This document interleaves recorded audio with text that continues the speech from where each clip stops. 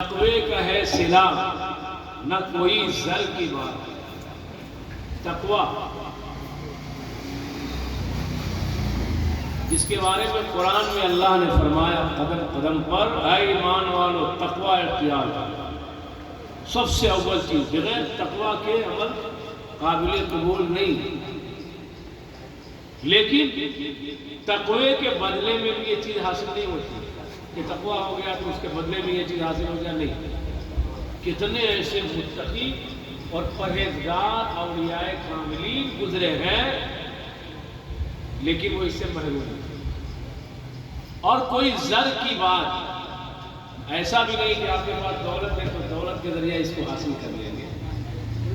دولت ہے تو سب کچھ حاصل کر لیں گے. کیا کتنے ایسے لوگ ہیں جن کے بعد دولت کی بھرمار ہے لیکن توفیق الہی نہیں ہے. شاید نے اشارہ کیا تقوی کا ہے صلہ نہ کوئی زر کی بات ہے. طیبہ کی حاضری تو مقدر کی بات ہے. سبحان اللہ سبحان. طیبہ کی حاضری تو مقدر کی بات ہے لیکن مقدر بھی تو بدلتا ہے. نگاہ ولی میں یہ تاثیر دیکھی بدلتی ہزاروں کی تقدیر. سبحان اللہ سبحان اللہ. مقدر بھی بدلتا ہے لیکن جب آپ اس آستانے پہ پہنچ جائیں گے جو بدلنے والے ہیں تو انشاءاللہ الرحمن دو شعر اور جو ہے آپ سماعت کرے. اس حوالے سے دل سب کا مچلتا ہے لیکن صرف مچلنے سے کام نہیں چلے گا جب تک بلاوا نہیں آئے گا. بھوجپوری زبان میں سماعت کریں کہ جیرا کہے گا جیرا کہے گا بار بار ہم مدینہ جائبے. جیرا کہے گا بار بار ہم مدینہ جائبے. جیرا کہے گا بار بار ہم مدینہ جائبے. کب جہیا بولئی ہے سرکار ہم مدینہ جائبے. جہیا بولئی ہے سرکار ہم مدینہ جائبے. اور یہ یقین ہے کہ ہم کا بولئی ہے سرکار ہم مدینہ جائبے. نہ چاہی روپیہ پیسہ نہ ہیرا موتیا آقا بڑھا دو ہمری نینن کی جوتیا. نہ چاہی روپیہ پیسہ نہ ہیرا موتیا آقا بڑھا دو ہمری نینن کی جوتیا. یاد میں تمہرے آقا رو ساری ساری راتیا. اب نہ کر بے التجا ہم مدینہ جائبے. اب نہ کر بے التجا ہم مدینہ جائبے. اور ایک شعر ابھی آپ کے شہر سے جو ہے لوگ تشریف لے گئے ہیں اور جب لوگ جاتے ہیں تو صحیح معنوں میں جن کے اندر محبت ہے ورنہ آج تو محبت تو رہی نہیں گئی ہے ورنہ محبت ہوتی تو اطاعت ضرور پائی جاتی. اسے میں نے جمعہ میں اعلان کیا تھا اور میں نے بتایا تھا علماء فرماتے ہیں کہ جو جانے والے ہوں آپ اگر نہیں جا رہے ہیں تو کم سے کم جانے والوں کے قدم بوسی کر لو. جانے والوں سے مل لو اور جانے والوں سے مل کر یہ کہو کہ صاحب آپ ہمارے لیے دعا کریے گا, مغفرت کی دعا کریے گا. اور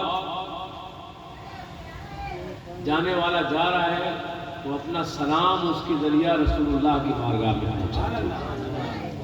یہ تنہا بھی کرنے میں لوگوں کی مطلب کیا کریں، ایک بڑی استعمال کہتے ہیں نانی بڑھتی ہے، لوگوں توفیق نہیں ہے کہ حجاج کرام سے ملیں، ان کا استقبال کریں، اور صرف اس لیے کہ وہ شہر جا رہے ہیں جہاں ہم نہیں جا پا رہے ہیں، کم سے کم ہمارا سلام تو رسول اللہ کی بارگاہ میں پہنچا دیں۔ اب یہ کیوں اتنا اہم ہے؟ کیونکہ اللہ کے نبی نے دعا فرمائی، اے اللہ جو تیرے گھر کی زیارت کے لیے آتے ہیں ان کی مغفرت فرما دے، جو تیرے گھر کی زیارت کے لیے آئے ان کی مغفرت فرما دے، اور جن کے لیے یہ دعا کر دے آنے والے ان کی بھی مغفرت فرما دے۔ اسی لیے علماء فرماتے ہیں کہ جانے والوں سے دعا کروائیے، یہ مت کہیے کہ ہمارے لیے کھجور لیتے آئیے گا، تو فلانا لیتے آئیے گا، ٹھکانا لیتے آئیے گا، یہ بوجھ مت ڈالیے، آپ ان سے یہ کہیے کہ آپ ہمارے لیے مغفرت کی دعا کر دیں۔ اور جب شہر مدینہ پہنچے تو ہمارا سلام بھی رسول اللہ کی بارگاہ میں پہنچا، یا رسول اللہ آپ کے اور بھی عاشق ہیں جو یہاں آنے کے لیے تڑپ رہے ہیں، یہ ہونا چاہیے، دل تڑپتا ہے۔ شعر دیکھیے کہ یا رسول اللہ تورے دوارے جالے جب دھنوانوا کوکے کرے جا مورا تڑپے لمنوا کوکے کرے جا مورا تڑپے لمنوا کوکے کرے جا مورا تڑپے لمنوا کہ اگنی کے برہما جھول سے پرانوا کب لوٹ جنت کے بہار ہم مدینہ جائیں، کب لوٹ جنت کے بہار ہم مدینہ جائیں، جہیاں بلئی ہے سرکار ہم مدینہ جائیں۔ درود پاک اللہم صلی علی سیدنا مولانا محمد۔ نزول ہوتا ہے، رحمتوں کا نزول ہوتا ہے، لیکن آج میری گفتگو ہوگی کہ وہ کون سے اعمال ہیں جس اعمال کے کرنے پر صرف رحمت نازل نہیں ہوتی، رحمت کے فرشتے بھی نازل ہوتے ہیں، فرشتوں کا نزول ہوتا ہے۔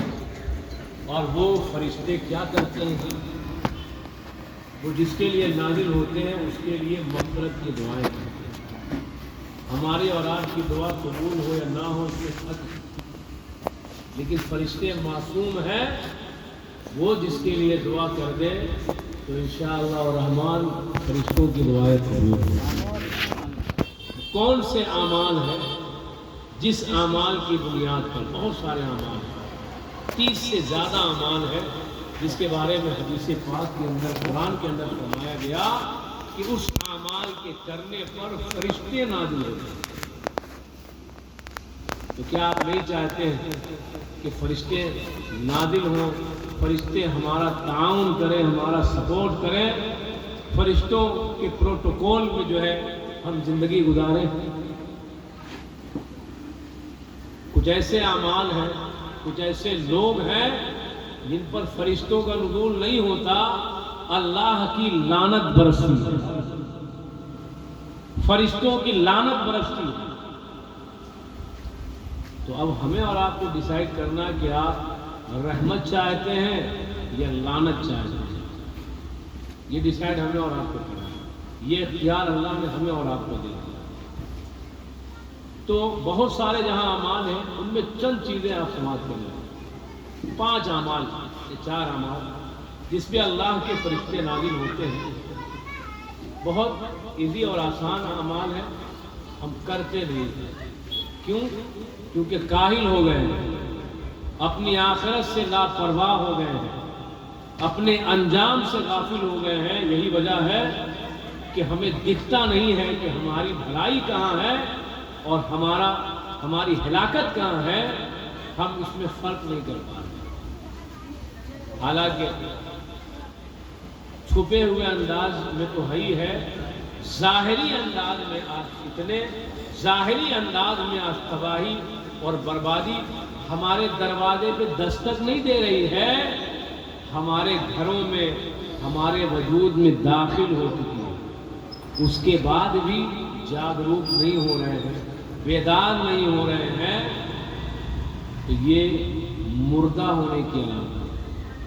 یہ مردہ ہونے کی علامت ہے. اب کیسے جاگیں گے؟ تو علامہ حسن القادری صاحب نے مشتاق احمد نظامی صاحب کو خط لکھا اور کہا کہ تمہیں جگانے کے لیے سورہ اسرافیل مجھے مستعار لینا پڑے گا. کیا مجھے سورہ اسرافیل جو ہے ادھار لینا پڑے گا؟ تمہیں وہ لوگ جو کام کرتے تھے اس کے بعد بھی شکوہ ہوتا تھا کہ کام کرنا مطلوب نہیں ہوتا. حضور تاج الشریعہ کو خط لکھ کر انہیں سرگنا کیا. حضور شارح بخاری کو خط لکھ کر کتابوں کو کہنا یہ ہے کہ کیا سورہ اسرافیل جب پھونکا جائے گا کیا ہم اس وقت بیدار ہوں گے؟ کیا آج زمانہ جگانے کی کوشش کر رہا ہے، باطل حکومتیں جگانے کی کوششیں کر رہی ہیں، فتنے جگانے کی کوششیں کر رہی ہیں، اور ہمارا حال یہ ہے کہ غفلت کی چادر اوڑھے ہوئے آرام سے سو رہے ہیں. بڑا آسان سب سے پہلا عمل اللہ کے نبی صلی اللہ تعالی وسلم ارشاد فرماتے ہیں کہ آپ جب رات سو تو پاک صاف باوضو ہو کر سو. بھاری کام ہے، وضو سے زیادہ پانی بہاتا ہے روز آدمی، بہاتا ہے کہ نہیں؟ لیکن وضو نہیں کرتا، پاک صاف نہیں رہتا ہے. اللہ کے نبی فرماتے ہیں کہ جب بندہ پاک صاف وضو کر کے سوتا ہے تو اللہ تعالیٰ ایک فرشتہ مقرر کر دیتا ہے. ایک فرشتہ مقرر کر دیا گیا جو وہاں رہتا ہے، وہ نگرانی بھی کرتا ہے، اور جب بندہ کروٹیں بدلتا ہے تو اللہ کی بارگاہ میں دعا کرتا ہے مولا اس کو بخش دے، اس کو بخش دے. عزیزان گرامی، معلوم یہ ہوا کہ یہ عمل حدیث کی روشنی میں یہ فرشتوں کے نزول کا سبب ہے. باضابطہ ایک فرشتہ مقرر کر دیا جاتا ہے جو ہماری نگہبانی بھی کرتا ہے اور ہمارے لیے دعائیں بھی کرتا ہے. اللہ کے نبی نے فرمایا نہیں کہ آیت الکرسی اگر کوئی پڑھ لے تو اس کا گھر مامون و محفوظ ہو جاتا ہے، شیاطین سے، چوری سے، آگ لگنے سے اس کا گھر محفوظ ہو جاتا ہے. یہ بھی بھاری کام نہیں ہے. 1 گھنٹہ 2 گھنٹہ 3 گھنٹہ موبائل چلانے والے لوگ اگر آیت الکرسی 2-3 منٹ کا نہ پڑھ پائیں تو اب اس سے بڑی ہماری کوتاہی اور مردہ بن کی علامت اور کیا ہوگا. آج نتیجہ یہ ہے کہ دیر میں سوتے ہیں، بے وضو سوتے ہیں، ناپاک سوتے ہیں، فجر کی نماز غیر نمازی بن جاتی ہے. دین چڑھے ترقی وہ کرتا ہے جو سورج کو جگائے، وہ نہیں جس کو سورج جگائے. جس قوم کے اندر یہی مزاج تھا، یہی ہمیں بتایا گیا، آپ فجر کی نماز پڑھیں، صبح کی ہوائیں جو ہے آکسیجن جو ہے فریش آپ کو ملے گی. صبح کا وقت بڑا سہانا ہوتا ہے. آپ کے دن کا آغاز اللہ کی عبادت سے ہو تو پھر انجام بھی تو اچھا ہوگا. آج وہ قوم سوئی ہوئی ہے، رات دیر تک ہم جاگتے ہیں، موبائل چلاتے ہیں، الٹے سیدھے کام کرتے ہیں، اور فجر کی نماز غائب. صبح 8 بجے تک مسلم ایریا میں سناٹا رہتا ہے. سوچیے کیسے مسلمان ہو لوگ. کیا ایسے ہی مسلمان آج سے 100 سال پہلے تھے، 50 سال پہلے تھے، 200 سال پہلے تھے؟ تو جو مسلمان گزر گئے وہ ہمارے لیے آئیڈیل ہے. اور آج ہم اور آپ کدھر جا رہے ہیں؟ کیا آپ کو پتا ہے کہ آپ نہیں مریں گے؟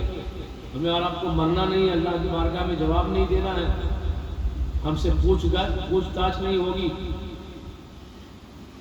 مسلمانوں کا تو یہ عقیدہ ہے کہ جو ہے ہم سے سوال ہوگا قبر میں، حشر میں۔ مرنے سے کون بچا ہے؟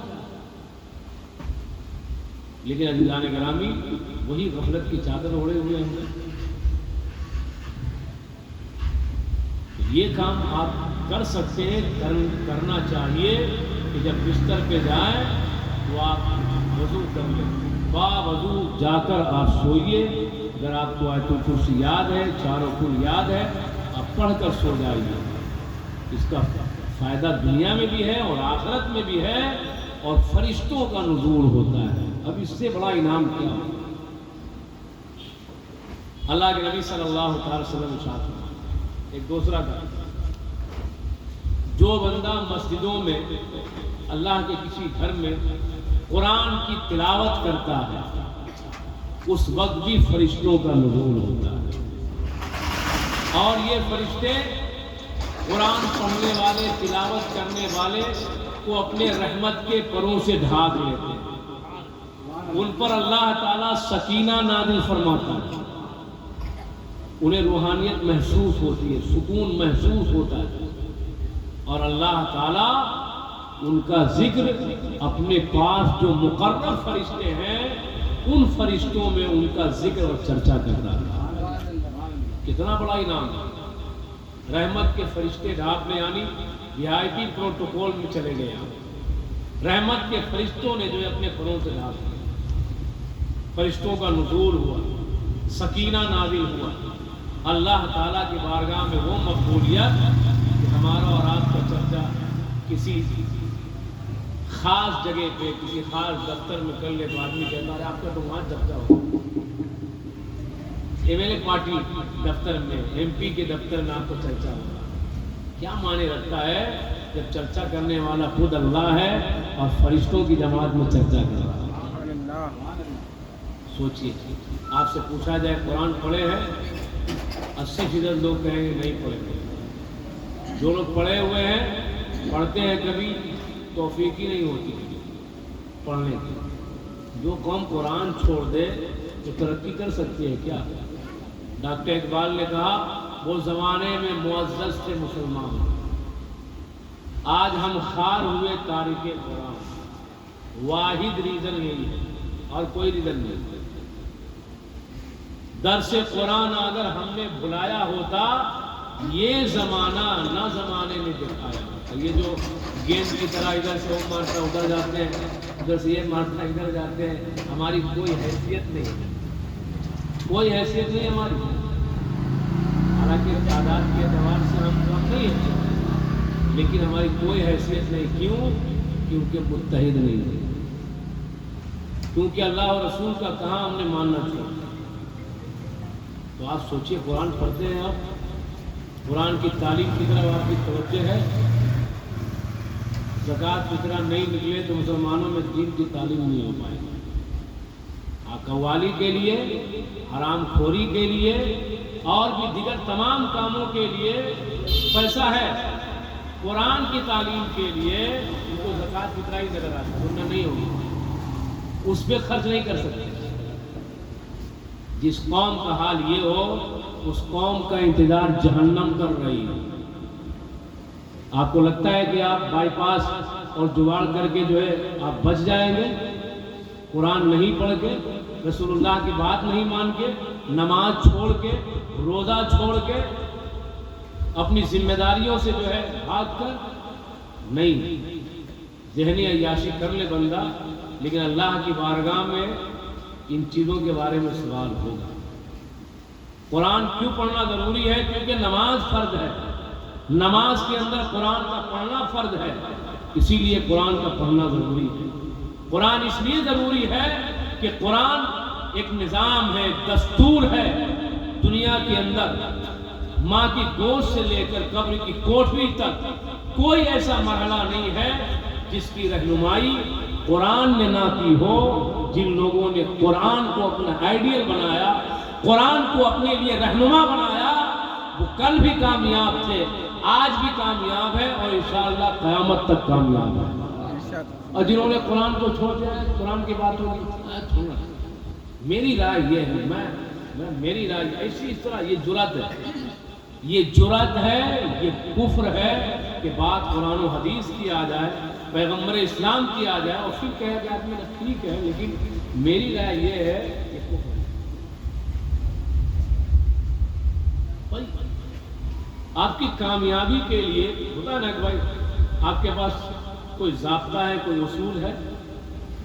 ہندوستان کی کامیابی کے لیے قانون لکھا گیا، برسوں اس پہ فخر کیا گیا اور آج بھی چل رہا. ہمارے پاس ایک ہے ضابطہ.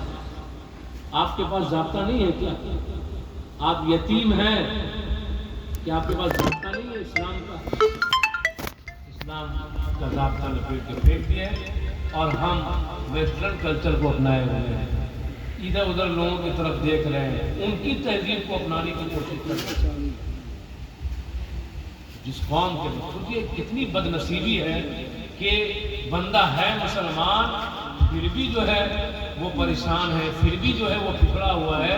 یہ تعجب کی بات ہے. جیسے کسی نے کہا ایسی بات، اس طرح کی لوگ بات کو کوئی قبول نہیں کرتا ہے، لیکن بات بہت کسی آج ہے نا ایک ہوا مطلب جو ہے اس بات کا ہے کہ بے روزگاری بہت بے روزگاری چرن پہ، بے روزگاری چرن پہ. کسی نے بات پوچھنے میڈیا سے کہا تھا کہ اگر پڑھے لکھے لوگ بھی یہ کہہ رہے ہیں کہ بے روزگاری ہے تو ہمیں ان کی تعلیم پہ سمجھے کہ بھائی اگر علم حاصل کر لیا ہے پھر بے روزگاری دور نہیں کر رہے، روزگار کا کوئی ذرائع آپ پیدا نہیں کر پا رہے ہیں، تو ایسا ایجوکیشن، ایسی تعلیم پھر بیکار ہے. لیکن جب مانسکتا یہ ہو جائے کہ پڑھ لکھ کر ہمیں نوکری ہی کرنی ہے، یہ ممکن ہے کیا؟ 100% لوگ نوکری میں جا سکتے ہیں کیا؟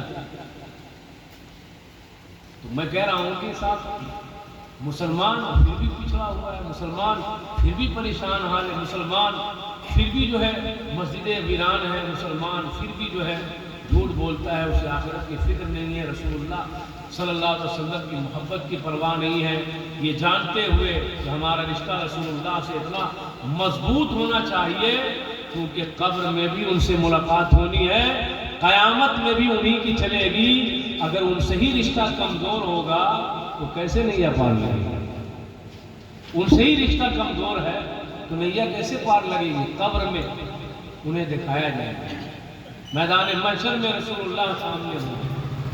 آپ سوچیں ان سے ہی رشتہ ہمارا کمزور سے کمزور تر ہوتا جا رہا ہے.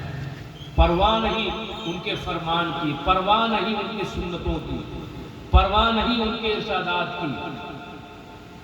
اس لیے عزیزان گرامی پرواہ کریے، قرآن پڑھنے کی عادت ڈالیے. قرآن پڑھنا نہیں آتا ہے تو سیکھیے، قرآن کی تلاوت کریے. قرآن کی تلاوت سے اللہ کے فرشتے نازل ہوتے ہیں. کیا فرمایا اللہ نے؟ اقم الصلاۃ لدلوک الشمس الی غسق اللیل وقرآن الفجر ان قرآن الفجر کان مشہودا.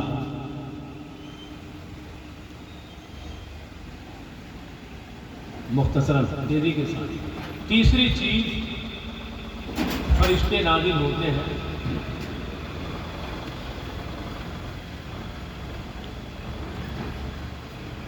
کسی مسلمان بھائی کی غائبانہ طور پر بندہ جب دعا کرتا ہے اس وقت بھی فرشتے نازل ہوتے ہیں، اور فرشتے نازل ہونے کے بعد اس بندے کی دعا پہ آمین کہتے ہیں اور کہتے ہیں اللہ اس بندے کے ساتھ بھی ویسا ہی معاملہ. یہ بہت بڑی بات ہے. ایک بہتر معاشرہ بنانے کے لیے اس کانسیپٹ کو اپنانا ضروری ہے. مسلمان بھائی کی غائبانہ طور پر بندہ یہاں نہیں ہے اور آپ اس کے لیے دعائیں کریں، اسے اپنی دعاؤں میں یاد رکھیں. کوئی مسلمان آپ کا بھائی ہو سکتا ہے، آپ کا پڑوسی ہو سکتا ہے، آپ کے دوست ہو سکتے ہیں، لیکن یہاں کیا ہے؟ سامنے السلام علیکم اور پیچھے غیبت، بہت فالتو آدمی ہے۔ اور جب اس نیچر سے جب امام محفوظ نہیں ہے تو عام لوگ محفوظ رہ پائیں گے؟ جب امام ایک بڑا منصب ہے نا، سماج کا ایک بڑا منصب ہے، منافقت سامنے السلام علیکم اور پیٹھ پیچھے اور فالتو آدمی ہے، اور برائی ایسی نہیں کرتے، غصہ یہ مطلب جو ہے تمام طرح کی باتیں، دن بھر میں کوئی کام نہیں ہے، بس یہی ہے۔ جبکہ ہونا کیا چاہیے کہ سامنے جس طرح ادب ہے اس سے بھی بڑھ کر پیٹھ پیچھے ادب ہونا چاہیے، وہ صرف امام کا نہیں بلکہ ہر مسلمان بھائی کا پیٹھ پیچھے ادب اور اس کی بھلائی کا ذکر ہونی چاہیے، اس کی برائی نہیں، کیونکہ یہ غیبت ہے اور غیبت بہت خطرناک ہے۔ تو مجھے تو لگتا ہے کہ ہم لوگ اپنے عمل سے جنت میں نہیں جا پائیں گے، یہ غیبت کرنے والوں کے عمل سے جنت میں چلے جائیں گے، کیونکہ غیبت کرنے والا کا سارا نیکیاں جس کی وہ غیبت کرتا ہے اس کو دے دیا جائے گا۔ نیکی کر کے کبھی برباد نہیں کرنی چاہیے۔ تو ایک صحابی ہے جن کا نام ہے حضرت صفوان رضی اللہ عنہ، حضرت ابو دردہ رضی اللہ تعالیٰ عنہ کے گھر تشریف لے گئے، وہ گھر پر نہیں تھے، حضرت ام دردہ وہاں موجود تھی، ان سے سلام دعا ہوا، انہوں نے بتایا کہ وہ تو نہیں ہے۔ پھر انہوں نے پوچھا کہ میں نے سنا ہے کہ آپ حج پہ جا رہے ہیں، تو کہا میں حج پہ جا رہا ہوں۔ تو وہ خاتون کہتی ہے کہ آپ میرے لیے دعا کریے گا، میرے لیے بھلائی کی دعائیں کریے گا، کیونکہ میں نے رسول اللہ سے سنا ہے کہ جو اپنے مسلمان بھائی کا غائبانہ دعا کرتا ہے اللہ تبارک و تعالیٰ اس کے لیے فرشتہ نازل فرماتا ہے، جو فرشتہ اس دعا پہ آمین کہتا ہے اور وہ فرشتہ اس کے لیے بھی کہتا ہے مولا اس کے ساتھ بھی وہی معاملہ فرما۔ عزیزان گرامی، حضرت ابو دردہ رضی اللہ تعالیٰ عنہ کے ان کی ماں فرماتی ہے 300 سے زیادہ دوست تھے، اور وہ نام لے لے کر اپنے تمام دوستوں کے لیے دعا کرتے تھے، تمام دوستوں کے لیے وہ دعا کرتے تھے۔ ان سے پوچھا گیا تو آپ نے کہا کہ بھائی کیا خرابی ہے کہ میں 300 لوگوں کے لیے جو دعائیں کرتا ہوں تو بدلے میں 300 فرشتے میرے لیے بھی تو دعا کرتے ہیں، تو یہ گھاٹے کا سودا تھوڑا ہے کہ میں ان کے لیے دعا کروں پھر فرشتے میرے لیے دعا کریں، تو گھاٹے کا سودا نہیں ہے۔ حضرت امام احمد ابن حنبل رضی اللہ تعالیٰ عنہ چوتھے امام ہیں مسلم، امام احمد ابن حنبل رضی اللہ تعالیٰ عنہ پابندی کے ساتھ سحری کے وقت، اب سحری رمضان میں ہی نہیں ہوتا ہے، سحری کا ایک وقت ہے، اور اس سحری کے وقت میں عبادت اللہ کو بہت پسند ہے، اور اللہ والے اس سحری کے وقت میں اٹھ کر اللہ کو راضی کرتے ہیں۔ قرآن میں اللہ نے ان لوگوں کا ذکر کیا جو سحری کے وقت اللہ کو پکارتے ہیں۔ سحری کے وقت کون اٹھے گا؟ جو عشاء کے بعد فوراً سو جائے، یقین جانیے سحری کے وقت تو اس کی نیند پوری ہو جائے گی۔ ہمارے اور آپ کے پیغمبر نے فرمایا عشاء پڑھ کے فوراً سو جاؤ۔ اگر کوئی عشاء پڑھ کے فوراً نہیں سوتا ہے، ایک تو عشاء ہی نہیں پڑھا تو گنہگار ہوا، پھر رسول اللہ کے فرمان پہ عمل نہیں کیا تو گنہگار ہوا، حرام ہے۔ دیر رات تک جاگنا، اگر کوئی دینی اور شرعی ضرورت نہیں ہے تو دیر رات جاگنا حرام ہے، کیونکہ پھر آپ فجر میں نہیں اٹھ پائیے گا، اور یہاں تو فجر سے بھی پہلے تہجد میں اور سحری کے وقت اٹھنا اللہ والوں کا عمل ہے۔ اللہ والوں ایسے کون اللہ والا ہے؟ تو امام احمد ابن حنبل رضی اللہ تعالیٰ عنہ سحری کے وقت میں نام لے کر 6 لوگوں کے لیے دعائیں کرتے ہیں۔ اس میں ایک نام وہ فرماتے ہیں کہ اس میں میرے ایک استاد ہیں حضرت امام شافعی رحمۃ اللہ تعالیٰ علیہ، ان 6 لوگوں میں جن کا سحری کے وقت جو ہے وہ دعا کرتے تھے۔ اب سوچئے ہم لوگ تو الحمدللہ جب بھی دعا کرتے ہیں مسجدوں میں تو ہم لوگ یہی کرتے ہیں ربنا آتنا، اے ہمارے رب ہم تمام لوگ۔ لیکن آپ سے پوچھیں کبھی توفیق ہوتی ہے کہ دعا کریے امام صاحب کے لیے کہ اللہ ہمارے امام کو سلامت رکھے، امام صاحب ہمیشہ حق بولتے رہیں اور ہم لوگ امام کے ساتھ ہیں، امام صاحب کو صحت و سلامتی حاصل رہے، امام کی روزی میں اللہ برکت دے، امام صاحب پھولے پھلے۔ جس طرح سب کو یاد رکھنا چاہیے اور جس طرح ہم لوگ آپ لوگوں کے لیے دعائیں کرتے ہیں، کوئی بھید بھاؤ نہیں ہوتا ہے۔ اللہ تمام مسلمان جمیل مومنین والمومنات والمسلمین والمسلمات کے لیے پانچوں وقت دعائیں ہوتی ہے، اور 5 وقت کے علاوہ اگر دعا ہو گئی، فاتحہ ہے، قرآن خوانی ہے، تو اس میں بھی تو آپ کا بھی فرض بنتا ہے کہ اپنی دعاؤں میں آپ امام کو، علماء کو بھی یاد رکھیے، اپنے استاذ کو بھی یاد رکھیے۔ بھائی استاد تو صرف بچوں کو نہ پڑھاتا ہے، ہم لوگ تو بچہ کو، بچے کے باپ کو، بچے کے دادا کو، بچے کی ماں، بچے کی دادی نانی سب کو نہ پڑھاتے ہیں۔ ابھی پڑھا ہی نہ رہے ہیں ہم لوگ، جمعہ میں پڑھتے ہی تو ہے، سنایا جاتا ہے۔ ایک علم بھی اگر سیکھتے ہیں تو وہ بندہ علی فرماتے ہیں کہ ایک حق اگر میں نے کسی سے سیکھ لیا تو میرا استاد، اور اس سے پورا حق حاصل ہے کہ وہ مجھے بیچ دے یا پھر ایسے رکھے، میں اس کا غلام ہوں۔ تو ضرور جو دعاؤں میں یاد رکھیے، اس لیے کہ جب آپ دعا کرتے ہیں کسی کے لیے تو اللہ تعالیٰ فرشتہ مقرر فرماتا ہے، اور وہ فرشتہ آپ کے لیے دعا کرتا ہے۔ تو کیا گھاٹے کا خرچ ہے؟ اٹھتے بیٹھتے سوتے جاگتے دعاؤں میں ضرور مومنین مومنات بھائیوں کو یاد رکھنا چاہیے، اور اس طرح کیا ہوگا، دوری بھی ختم ہوگی۔ ابھی جتنا کینہ غلاظت ہے لوگوں کے دلوں میں، بھائی کا بھائی سے نہیں پڑ رہا، ایسا بھائی کا بھائی سے نہیں پڑ رہا، پڑوسی کا پڑوسی سے نہیں، فلانا سے فلانا، کوئی گھر باقی نہیں، محلہ باقی نہیں کہ ایک دوسرے سے کسی کو نفرت نہیں۔ کوئی بڑا بننا نہیں چاہتا کہ چلو ہم کسی کی غلطی کو معاف کر دیں۔ اس لیے عزیزان گرامی، یہ دوریاں ختم کریے اور محبت کی زندگی گزاریے، اور اللہ کے لیے جو ہے اپنے نفس کو مارنے کی کوشش کیجیے۔ تیسرے نمبر پر اللہ کے نبی نے ارشاد فرمایا، چوتھے نمبر پر، کہ بندہ جب مریض کی عیادت کے لیے جاتا ہے، چاہے وہ آپ کی جان پہچان کا ہو یا جان پہچان کا نہ ہو، عیادت کرنا ایک مسلمان کا دوسرے مسلمان پر حق ہے۔ یعنی کوئی بیمار ہو جائے تو اسے دیکھنے جانا اور اس کے لیے دعا کرنا، اور مریض سے اپنے لیے دعا کرنا، اسے تسلی دینا۔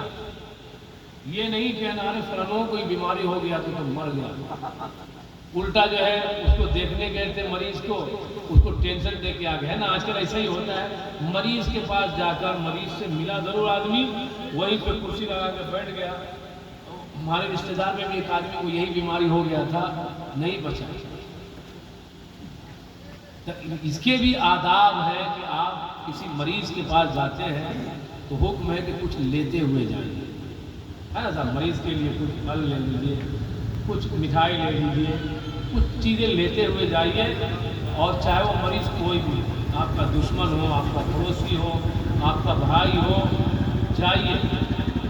جب بندہ، سنیے ایک حدیث پاک امام احمد بن حنبل مسند احمد میں نقل کرتے ہیں کہ جب بندہ مریض کی عیادت کے لیے صبح جاتا ہے، اللہ 70,000 فرشتے کو مقرر کرتا ہے جو اس بندے کے لیے دعا کرتا ہے، اور بندہ شام کو اگر جاتا ہے تو 70,000 فرشتے پھر نازل ہوتے ہیں جو صبح تک اس کے لیے دعائیں خیر کرتے ہیں۔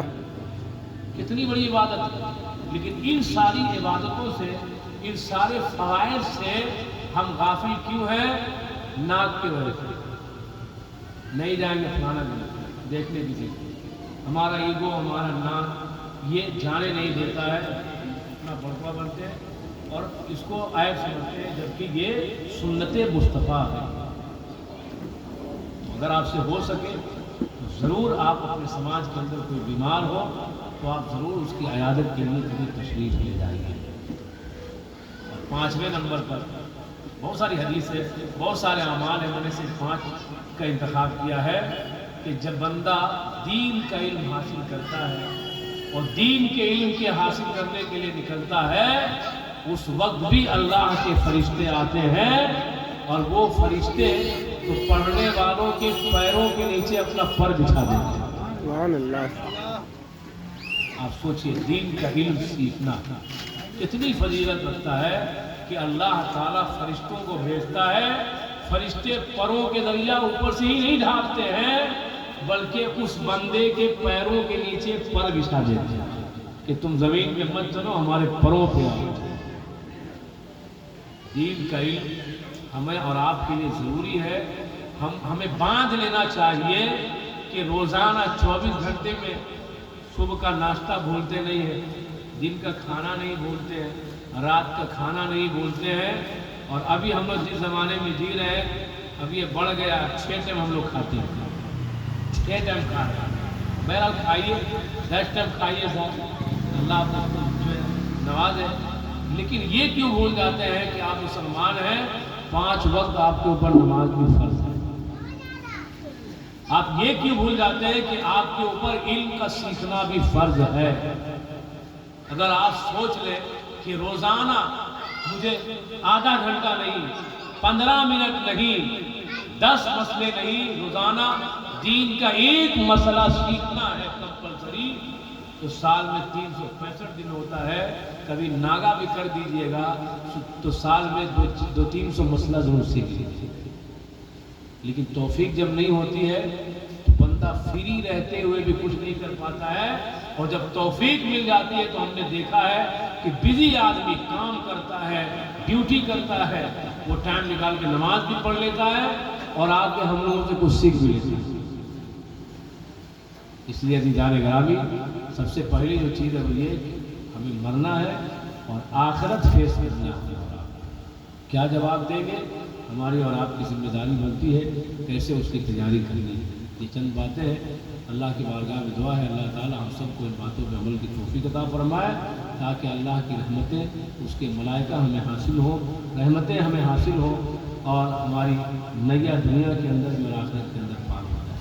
عرس کا موقع ہے، اللہ فیضان ولی سے ہم سب کو مالا مال کرے، ہمیں ان کے نقش قدم پر چلنے کی توفیق عطا فرمائے، اللہ ایمان پر زندہ رکھے، ایمان پہ خاتمہ بالخیر فرمائے۔ ربنا تقبل منا انك انت السميع العليم وتب علينا انك انت التواب الرحيم۔ استغفر الله ربي من كل ذنب واتوب اليه، واخر دعوانا ان